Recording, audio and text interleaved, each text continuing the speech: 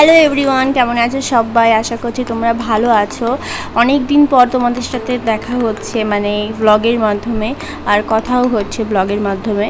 তো আমি প্রায় 3 মাস পর আজকে ব্লগ দিচ্ছি, আর জানি না আবারও কবে দিতে পারো। যাই হোক, তো এটা হচ্ছে শ্রাবণের প্রথম সোমবার যেদিনকে ছিল সেদিনকার, মানে গতকালের ভিডিও আর কি। আমি এখন এডিটিং করছি, তো গতকাল বললাম এই কারণে। জানি না আপলোডটাও কবে করতে পারবো আর কি, আজকে করতে পারবো নাকি কালকে করতে পারবো। তো যাই হোক, তোমরা সবাই আশা করছি ভালো আছো।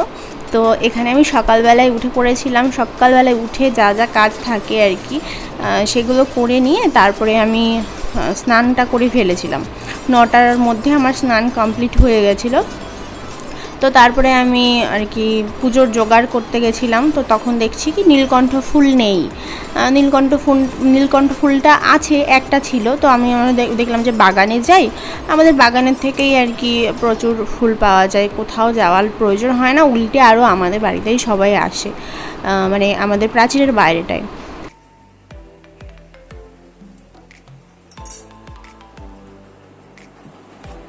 তোমাকে দেখাও। হ্যালো এভরিওয়ান, কেমন আছো সবাই? আশা করছি খুব ভালো আছো। আজকে হচ্ছে সোমবার, মানে শ্রাবণ মাসের প্রথম সোমবার। তো আজকে আমি পুজো করবো। তো সকাল সকাল, এখন বাজে সকাল 9টা। তো আমি সকাল সকাল একদম স্নান দান সমস্ত কিছু সেরে নিয়েছি। ঘরটার মোছা টোছা সব কিছু কাচাকুচি সব যা যা ছিল সব কিছু সেরে নিয়েছি। আর এই দেখো, আমি হাতে সবার মতন সবুজ চুড়ি পরেছি। এই বছর আমি প্রথম পরলাম। তো আমি গেছিলাম আর কি নীলকণ্ঠ ফুল তুলতে। তারপরে দেখলাম যে একটু ধুতরা আছে কি না, ধুতরাটা পেলাম না। তারপরে আমি দেখলাম যে কয়েকটা আকন্দ ফুল রয়েছে। তো আমি আমার বরকে ডাকলাম, বললাম যে একটু ওইগুলো পেরে দাও। ওপরের দিকে ছিল লম্বা অনেক গাছটা। আর নীলকণ্ঠ ফুলটাও একটু এনে দিতে বললাম, কেননা নীলকণ্ঠ ফুলটা মানে একটু ভেতর দিকে ছিল, জঙ্গলের মধ্যে।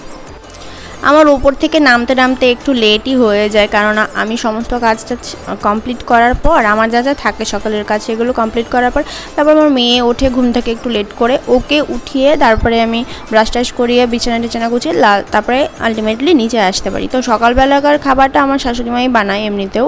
তো আজকে দেখলাম যে সকালের খাবারটাও বানিয়ে ফেলেছে, আবার দুপুরেরটাও একবারেই করে ফেলেছে, যেটুকু যা করতে পেরেছে।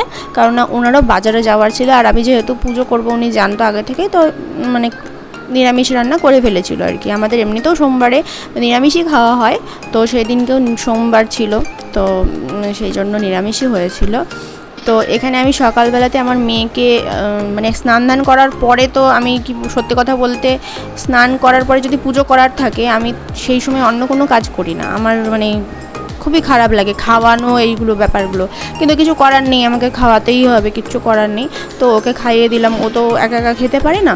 খাইয়ে টাইয়ে দেওয়ার পরে তারপরে আমি আবার শাড়ি পরে নিয়েছিলাম, মানে ভালো করে হাত পা ধুয়ে আবার শাড়িটা পরে নিয়েছিলাম, কারণ আমার কেমন একটা লাগছিলো। তারপর ভাবলাম যে না, আজকে শিব পুজো করছি, তো আমি শিবের যেহেতু সাধিকা, তো আমি তোমাদেরকে একটা কথা কোনোদিনও বলিনি, আজকে বলছি, আমার কিন্তু প্রথম বিয়ে হয়েছিল শিবের সাথেই। কেননা আমার মাঙ্গলিক দোষ ছিল, তো সেই জন্য এখনও হয়তো আছে, যাই হোক।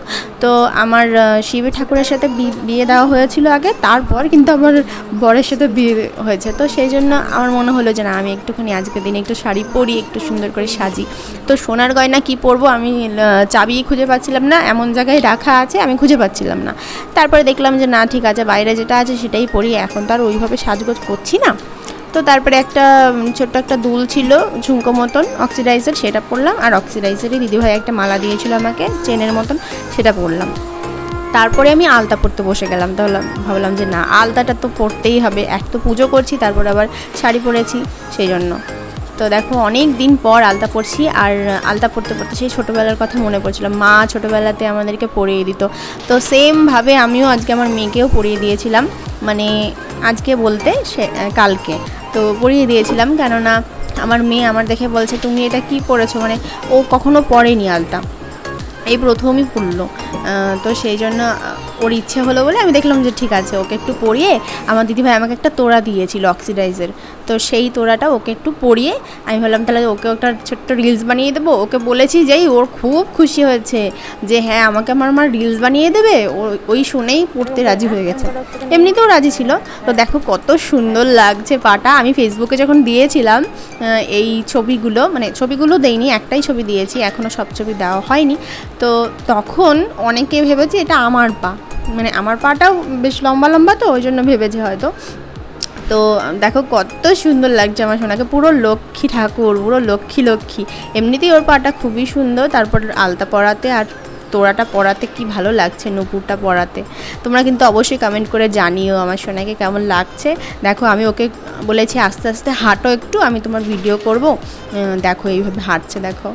তো আমি ওর এরকম হাঁটার ভিডিও আর আমার হাঁটার ভিডিও পরপর এরকম দিয়েছি ইচ্ছে করে, মানে আমি আমারটা আগে করেছি তারপরে ওরটা করেছি। ওরটা তো পুজো হয়ে গেছে বিকালবেলাতে তারপরে করেছিলাম।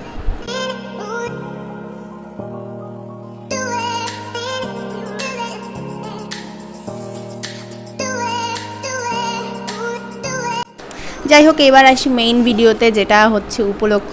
আজকে আমি শিবের পুজো করেছিলাম, শিব ঠাকুরের পুজো করেছিলাম সবার মতনই। তো সত্যি আমি শিব ঠাকুরের পুজো কি মানে যে কোনো সময়ে শিব ঠাকুরের কথা মনে পড়লেই না আমার মানে কান্না পায়, কেন জানি না। অনেকেই আছে, বেশিরভাগ মানুষজনই না কৃষ্ণ ঠাকুরের কথা মানে মনে পড়লে, সেটা ছোটো থেকে বড় সবারই কৃষ্ণ ঠাকুরের কথা উঠলেই চোখে জল চলে আসে অনেকেরই, আমি দেখেওছি আর শুনেওছি। তো আমার ঠিক সেই জিনিসটা শিব ঠাকুরের ক্ষেত্রে হয়। এটা বিয়ে হয়েছে বলে সেই জন্য না, মাঙ্গলিক দোষের জন্য বিয়ে হয়েছে সেটার জন্য না, আগের থেকেই মানে ভীষণভাবে মানে কী যে ভালোবাসি আমি, মানে ওনাকে যে আমি কী ভালোবাসি তো বলার মতন না। পুজো হয়ে গেলে তারপরে আমি বেশ খানিকক্ষণ তখনও না খেয়েছিলাম, আমার কিছুই মনে হচ্ছিল না যে না আমি খিদে পেয়েছে বা কিছু, এরকম কোনো কিছুই মনে হচ্ছিলো না। আগের দিনও আমরা নিরামিষই খেয়েছি, যেহেতু গুরু পূর্ণিমা ছিল, গুরু পূর্ণিমার জন্য আমাদের বাড়িতে নিরামিষই হয়েছিল। তো এই যে দেখতে পাচ্ছ না এই ধুতরা ফল, এইটাও কিন্তু আমাদের গাছেরই। তো সন্ধ্যাবেলাতে একটা কাকিমা শিব পুজো করেছিল, ওনার দুধ আস্তে আস্তে দুধ যেটা ঢালবে সেটা ঘষে দিতে দিতে সন্ধ্যা করে দিয়েছে। তো তখন কাকিমা পুজো হয়ে গেলে তারপর প্রসাদ দিতে এসেছিলো। তো আমি সেটাই একটু তোমাদের সাথে শেয়ার করলাম আর কি। এই যে আমাদের বাইরেটাতে তোমাদেরকে একটু ঘুরিয়ে দেখাচ্ছিলাম। আমাদের ফেসবুকে কিছু কিছু মানে ফ্রেন্ড আছে যারা আমাদের বাড়িটা খুব পছন্দ করে, আশপাশটা ভীষণ পছন্দ করে, মানে এত সুন্দর সবুজে ঘেরা জায়গাটা। তো আর আমার শাশুড়ি মা যেহেতু পুরো একদম গাছগাছালিতে পুরো একদম বাড়ি ভর্তি করে দিয়েছে, পুরো একদম এই যে দেখতে পাচ্ছ এটা উপরে ওনার কেরামতি, এটা উপরে ওই যে সিঁড়ির মতন করেছে দড়ি দিয়ে, এটা ওপরে পৌঁছাবে একদম, মানে ওই যে পাতাবাহার বলে না, ওই যে এটা বাগান বিলাস বলে, ওই গাছটাই আর কি ওপর পর্যন্ত পৌঁছাবে। পুরো ওইখানে ডেকোরেশনের সমস্ত মনে হয় করবে, ভীষণ সুন্দর লাগবে যখন ফুলটা ভালোভাবে ফুটে একদম গাছ পুরো ভরে যাবে, খুব ভালো লাগবে দেখতে।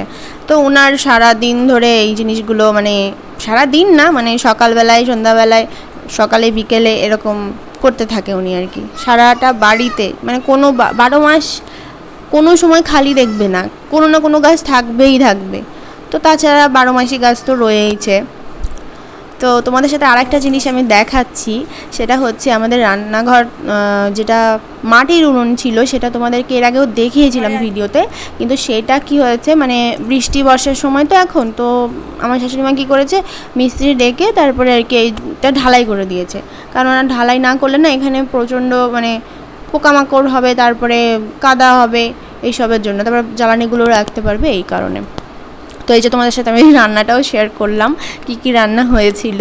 সেরকমভাবে কিছুই করা হয়নি, দেখো কি কি রান্না হয়েছে।